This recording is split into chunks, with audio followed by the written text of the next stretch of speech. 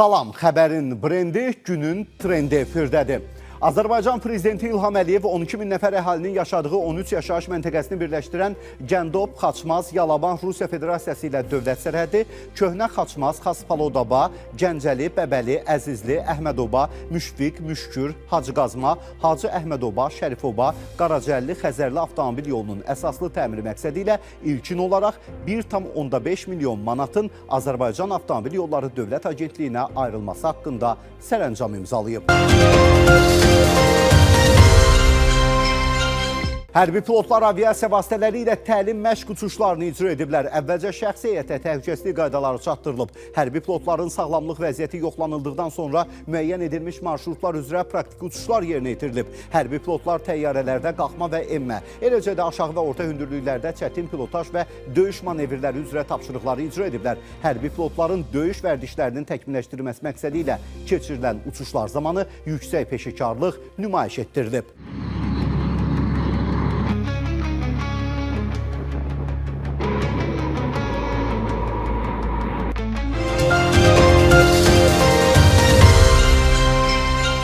Ötən gün Milli Məclisin Təbii Ehtiyatlar, Energetika və Ekologiya Komitəsində keçirilən iclasında müzakirə olunan qaz təchizatı haqqında qanun layihəsi haqqında izahlı danışaq. Bu qanun layihəsi təsdiqlənəcəyi təqdirdə Azərbaycanda qaz və işıqla bağlı aylıq tarif olacaq. Yəni xəttə qoşulanlar istifadə etməsələr belə aylıq müəyyən məbləği ödəməli olacaqlar. Bu il Bakıda keçiriləcək Formula 1 üçün bəzi biletlər satışdadır. Finalın biletləri böyüklər üçün 1955 manatdan, uşaqlar üçün 1360 manatdan təklif olunur. Sözgedən məbləğlə alınan biletlərlə mükafatlandırma mərasimini də izləmək mümkün olacaq. Qeyd olunur ki, bu beynəlxalq qiymətlərdir. Hər il Formula 1 ilə bağlı biletlərin satışını təşkil edən iTicket platformasında isə hələlik məlumat yoxdur. Qeyd edək ki, Azərbaycan Grand Prix'si bu il 19-21 sentyabrda baş tutacaq. Is she crazy or what? İyunun 9-da Rusiya və Ukrayna arasında geniş miqyasda əsir mübadiləsi baş tutub. Mübadilə çərçivəsində 25 yaşa qədər ağır yaralı və səhhəti ilə bağlı ciddi problemləri olan bir qrup əsir Ukraynaya qaytarılıb. Bu nəcib hadisə ilə bağlı görüntülərdən birində isə gənc əskərin Ukraynaya qayıtdıqdan dərhal sonra ilk telefon zəngini anasına etdiyini və sevincini onunla bölüşdüyünü görmək mümkündür. Telefon danışığı zamanı "Salam ana, mən qayıtdım, evdəyəm, ana. Doğma torpaqdayam, tezliklə gələcəyəm, səni sevirəm" deyən gəncin görüntüləri maraqla qarşılanıb və sosial şəbəkələrdə gündəm olub. Алло, мама! Алло, мамуля, я приехал, я дома! Amma Rusiya əsirliyindən qayıdan Ukraynalı əskərin bədənində müharibə izləri. Əslində bu müharibə izi deyil, müharibə qanunlarının tapdanmasıdır. Əsrin bədənində Slava Rusiya sözləri damğa kimi vurulub. Tarixində ilk dəfə dünya çempionatının final mərhələsinə vəsiqə qazanan Özbəkistan millisinin futbolçularına avtomobil hədiyyə edilib. Futbolçuların hər birinə Çin istehsalı olan BD avtomobilləri təqdim edilir. Çindən və BD avtomobillərindən söz düşmüşkən Çinin BD avtomobil istehsalçısı BD şirkətinin Özbəkistandakı filialı Azərbaycanda avtomobil yığmaqda maraqlıdır. Şirkətin Özbəkistandakı satış müdürü Azimjon Həsanov bildirib ki, biz Azərbaycan bazarını araşdırırıq. Əgər əməkdaşlıq üçün maraq və tələbat olarsa, şirkət burada da fəaliyyət göstərməyə hazırdır. Mədəniyyət, sən nə gözəl nemətsən, bir baxaq qədim mədəniyyətə malik. İndi isə ən sivil xalqlardan olan Çində növbə mədəniyyəti necə gözəldir? Baxın uşaqlar, bura Çinin Guangzhou şəhəridir. İnsanların avtobusa minmə, yəni şeyinə baxın da bir dənə səzəlinə. Görün necə sırayla minir. Bakıda isə 103 nömrəli avtobus qapısının şüşəsi olmadan fəaliyyət göstərir.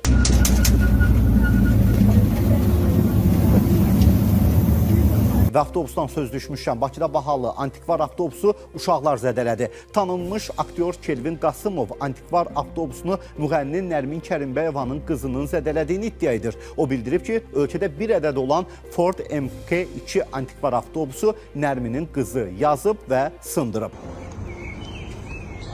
Fara sındırıblar. Şimdi bu splaşlı yazıdır.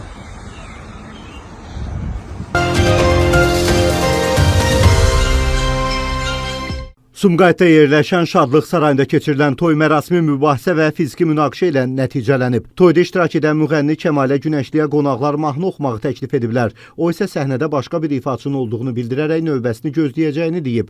Bu cavab toy sahibini narazı salıb və tərəflər arasında mübahisə yaranıb. İddiaya görə tərəflər bir-birinə qarşı təhqiredici ifadələr işlədib, daha sonra isə dava düşüb. Hadisə yerinə hüquq mühafizə orqanları cəlb olunub.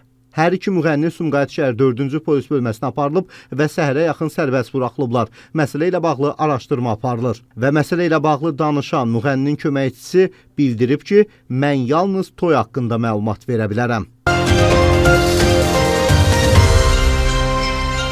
Dünya şöhrətli muğam ustası, xalq artisti Alim Qasımov toy məclislərinin birində səhnəyə çıxaraq rep deyib. İnanılmazdı. Çünki muğam ustası Alim Qasımov heç toylarda oxumurdu. O da ola ki, toyda rep deyə. İnanmadınızsa ant da içmək olar. Amma əlahiddə və inanılmaz görüntüləri təqdim edirik.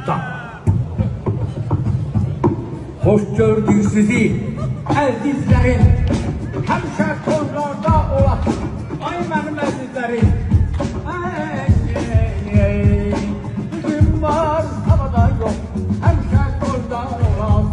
Təxminənin Mədinəsi xəstəxanaya düşüb. Moskvada yaşayan 75 yaşlı Azərbaycanlı aktrisa Larisa Xələfova insult keçirdib. Öz Mədinə obrazı ilə, hansı ki Təxminə və Zaur filmində Mədinə obrazını çox gözəl oynamışdı. Bu rol ilə kino tariximizə adını yazdıran aktrisa həmçinin istintaq davam edir. Sən həmişə mənimləsən, Şir evdən getdi və digər filmlərdə də obraz canlandırıb. Bakıda Qaraqarayev metro stansiyası ətrafında avtobusla yol patrul xidmətinin avtomobili bir-birinə çırpılaraq qəza törədib. Xoşbəxtlikdən xəsarət alan olmayıb.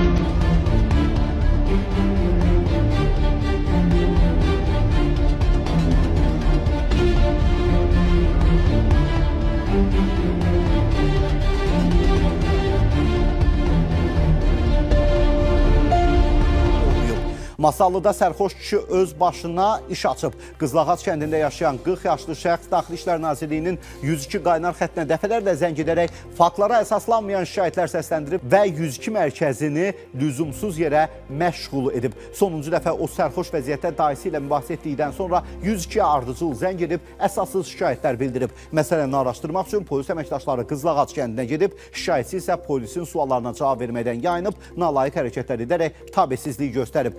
Hərəkətlərinə görə onun barəsində inzibati xəta protokolu tərtib olunub və hüquqi qiymət verilməsi üçün məhkəməyə göndərilib. Masallı rayon məhkəməsinin qərarı ilə o xırda xuliqanlıqda təqsirli bilinərək inzibati qaydada 10 sutka həbs edilib. Bakı şəhər 112 nömrəli tam orta məktəbin ibtidai sinif müəlliminin musiqi dərsində şagirdlərə rəqs öyrədərkən uyğunsuz davranışı ilə bağlı araşdırma aparılıb. Bir dəqiqə izah edeyim. Deməli, uşaqlara rəqs öyrədirmiş, amma uşaqların ağzını bağlayaraq. Niyə buna məcbur olub bilmirəm, amma hər halda həqiqətən də uyğunsuz bir hərəkətdir. Bir müəllim, bir pedaqoq niyə belə hərəkət etsin? Amma artıq bu məsələ ilə bağlı araşdırma aparılır. Bu haqda Bakı şəhəri üzrə təhsil idarəsindən məlumat verilib. Araşdırma çərçivəsində müəllim və valideynlərlə görüş keçirilib, müvafiq tövsiyələr verilib, müəllimin izahatı alınıb və ona yazılı xəbərdarlıq edilib. Xatırladaq ki, mayın 27-sində Sabunçu rayonu Pirşağı qəsəbəsində yerləşən 112 saylı məktəbin ibtidai sinif müəlliminin 1-ci sinif şagirdlərinin ağzını lentlə bağladığı əks etdirən görüntülər paylaşılmışdır. Allah adamı mərdimazardan qorusun, xüsusən də yolda maşının qabağına özünü atan şəxslərdən. Bakıda gecə saatlarında təhlükəli anlar, gənc qadın özünü avtomobillərin qarşısına atıb. Şəmkir şəhərində hərəkətdə olan zaman pəncərələrindən qadınların çıxaraq rəqs etdiyi Land Cruiser markalı avtomobilin sürücüsü polis əməkdaşları tərəfindən müəyyən edilərək məsuliyyətə cəlb olunub. Şəmkir rayon polis şöbəsinin Dövlət Yol Polisi bölməsinin əməkdaşları Land Cruiser markalı avtomobilin sürücüsünün sərnişin daşıma qaydalarını pozduğunu müəyyən edib və İnzibati Xətalar Məcəlləsinin müvafiq maddəsi ilə protokol tərtib olunub.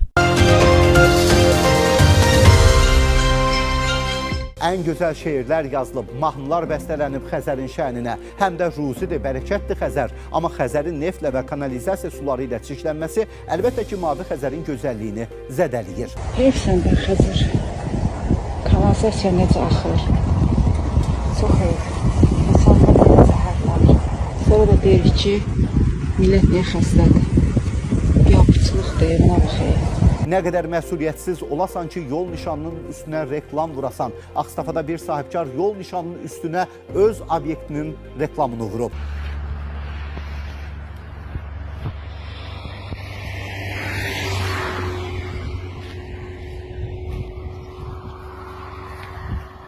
Biləsuvar rayonu Cəbrayıl qəsəbəsi 7 saylı qəsəbədə yerləşən ev cəmi 1 saatın içində yanaraq tamamilə yararsız hala düşüb. Evdə yaşayan 96 yaşlı ağsaqqal və ailəsi dəhşətli vəziyyətlə üzbəyüz qalıblar. Şəhərin mərkəzində sürücü maşınından tum qabıqlarını küçələrə tökür. Küçə zibilləməyin cərimələrinin dəfələrlə artmasına baxmayaraq təəssüf ki, belə hallara yenə rast gəlinir.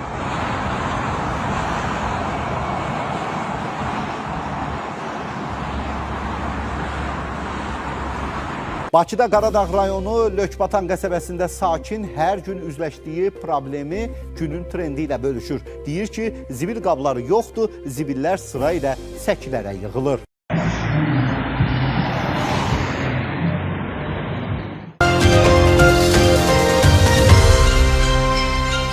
Paytaxtın Heydər Əliyev prospektində avtomobillərin hərəkət sürətini ölçən yeni radar quraşdırılıb. Qeyd edək ki, Heydər Əliyev prospektində sürət həddi saatda 70 kilometrdir. Polisin fiziki qüsurlu 50 arabasında olan şəxsə arabanın səkiyə qalxmasına etdiyi nəzakətli kömək o qədər gözəl təsvirdir ki, kənardan bu görüntüləri çəkib minnətdarlıq hissi ilə paylaşıblar. Polislərimizin belə nəcib hərəkətləri nə ilkdir, nə də son. Daha bir polis isə avtomobillə daşıdığı meyvələr yola tökülən vətəndaşa belə kömək edir.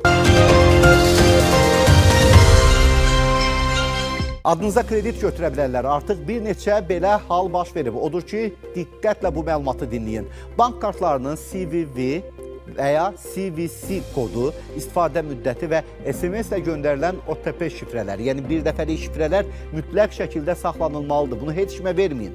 Və bu cür hallarla üzləşən şəxslər, kim ki, yəni zəng edib sizdən bu kodları soruşurlar, dərhal polisə müraciət etməlisiniz. Bakı Ağır Cinayətlər Məhkəməsində külli miqdarda dələduzluq əməlində təqsirləndirilən şəxsiyyət Səfərova hökm oxunub. Sözgedən şəxs həkim-uroloq Elza Bünnətovadan onun övladını İstanbul Cərrahpaşa Universitetinin Tibb Fakültəsinə düzəltmək adı ilə təqribən 100.000 manat vəsait alıb. Lakin bir müddət sonra şəxsiyyət vədini yerinə yetirməyib. Elza Bünnətova pulları geri tələb etsə də o aldığı vəsaiti qaytarmayıb. Həmçinin həkimin övladı Bakıda digər universitetə imtahan verərək artıq özü qəbul olub. Bakı Ağır Cinayətlər Məhkəməsi təqsirləndirilən şəxsə 5 il azadlıqdan məhrum etmə cəzası verib, lakin cəza şərti hesab edilib və şəxsiyyət həbsdən azadlığa buraxılıb.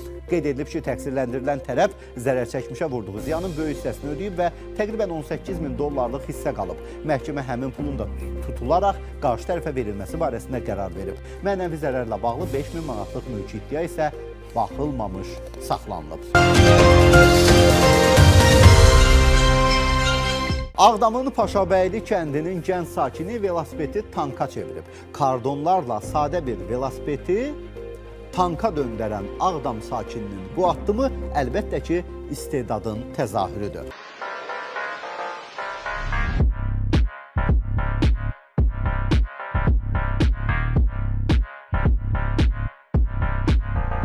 Göyün 7-ci qatı da deyil, başqa göylərdə, kosmosda pizza qonaqlığı, beynəlxalq kosmik stansiyada İtalyan mətbəx gecəsi, astronavtlar birlikdə pizza hazırlayıb.